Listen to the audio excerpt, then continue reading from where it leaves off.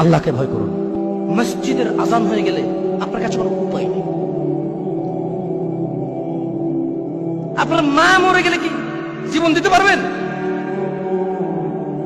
জীবন দিতে পারবেন? এই ছেলে, তুমি দাঁড়াও, দাঁড়াও।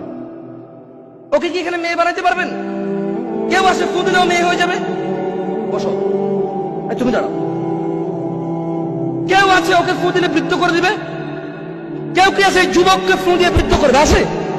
ওকে ওর 2 ইঞ্চি কম করে দিবে হাইট, ওর উচ্চতা কমাই দিবে? আছে কেউ? ওরে ইনস্ট্যান্ট এখন ওরে 1 বিঘত উপরে লম্বা করে দিবে? পারবে কেউ? পারবে না।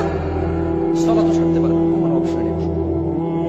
ইসলামে এমন একটা ফাঁক ফোকর নাই, এমন একটা অপশনই নাই যে নামাজ পড়া না পড়লেও চলবে, রোজা না রাখলে চলবে, আরেকজনে রেখে দেবে, টাকা দিয়ে দেবো, আমি অসুবিধা, আমি অসুস্থ,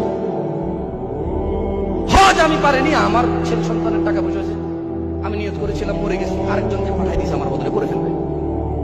আমি এখন দরিদ্র, জাকাত দিতে পারি না, হঠাৎ করে পয়সা হয়েছে জাকাত দিয়ে দেবো।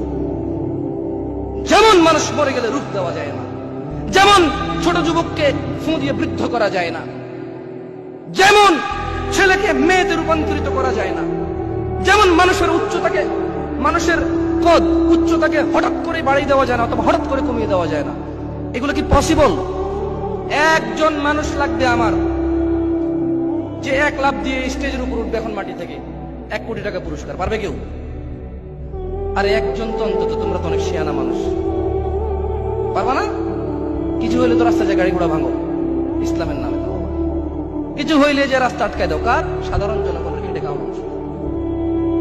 একজন সাহসী মানুষও নাই এই মাটি থেকে লাফ দিয়ে স্টেজের প্যান্ডেলের উপর উঠবে? পারবে না? মানে এই ছাদের উপর উঠবে? পারবে? এটা সম্ভব? 1 কোটি টাকা দিলেও সম্ভব না। বুঝে দেখেন। আর আপনি মনে করতেছেন যে হুজুর কই থেকে আনবে 1 কোটি টাকা? অসুবিধা নেই, আমি আলহামদুলিল্লাহ পয়সা হলাম। আরে মানুষদের কাছে চাইলে দিবে মানুষ।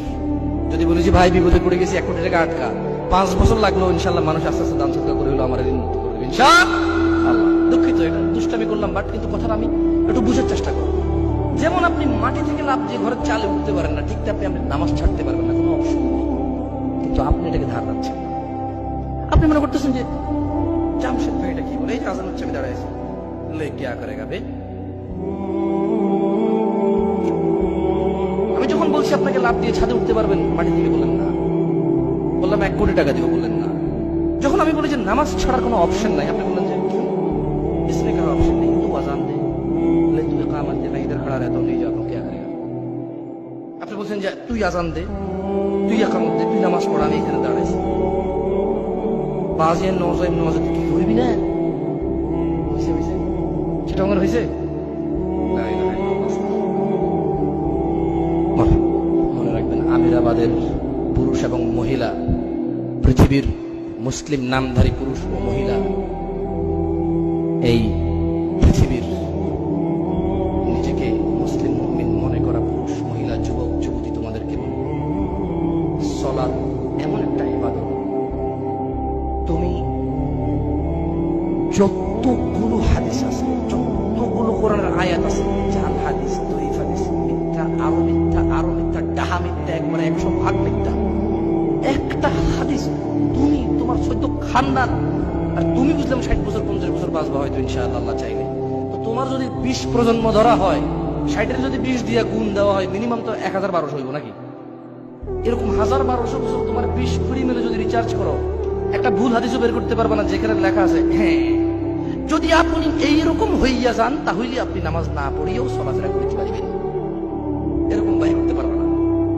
এমন ইবাদত এটা, বুড়া পড়বে, জোয়ানে পড়বে, যুবকে পড়বে, সুস্থ পড়বে, অসুস্থ পড়বে, পা নাইওয়ালা পড়বে, পা আসেওয়ালা পড়বে, সফরে পড়বে, বাড়িতে পড়বে, বেড়াইতে গেলে পড়বে, কর্ম অবস্থায় পড়বে, বোঝনাই কথা, বৃষ্টির দিনে পড়বে, খরার দিনে পড়বে, প্রয়োজনে 2 ওয়াক্ত একসাথে পড়ে ফেলবে যদি কোনো ন্যাচারাল ক্রাইসিস থাকে, যদি কোনো আল্লাহর পক্ষ থেকে কোনো ক্রাইসিস তৈরি হয়, বন্যা, এই সেই প্রবল বৃষ্টি, মানুষ যেতে পারবে না মসজিদে, তাই জোহর একত্রিত হয়েছে, জোহর আসর পড়ে ফেলেছে, ভিন্ন কথা, কিন্তু প্রত্যেক কি বলো, আল্লাহ নবী বলেছে যে যে ব্যক্তি সালাত ত্যাগ করলো সে কুফরি করলো।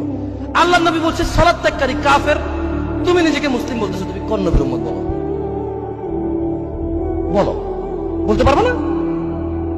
মানে মুহাম্মদ সাল্লাল্লাহু আলাইহি ওয়াসাল্লাম বলছে যে সালাত ছাড়লো সে কুফরি করলো। তুমি মনে করো যে ও না না, কোরআন শরীফের যদি উল্টা করে পড়ে তাহলে না কাফের। তুমি কুফরের ভুল ব্যাখ্যা নিছো ভাই। কোরআন শরীফের উল্টা করে দেখি তো কোনো মায়ের বাটা পড়ে দেখা উল্টা করে কি পড়বে দেখি। আলিফ বা তা সা হা, এটা তোমার, আমরা তো এটা কোরআনও বলি, আমরা বলি আলিফ বা তা আম্মা, অথবা সিরফা বলে। আপনারা কি বলেন? কায়দা না? কোরআন মানে আমরা বুঝি যে কুল হুয়াল্লাহু আহাদ, এভাবে। এটা উল্টা করে যদি পড়ান তো কেউ চ্যালেঞ্জ দেবেন, কিন্তু এই কুল হুয়াল্লাহু আহাদ আল্লাহুস সামাদ এভাবে পারবে উল্টা করে পড়তে? পারবেন না তো। আল্লাহ আমাদেরকে বুঝার তৌফিক দান করুন, বলুন আমিন।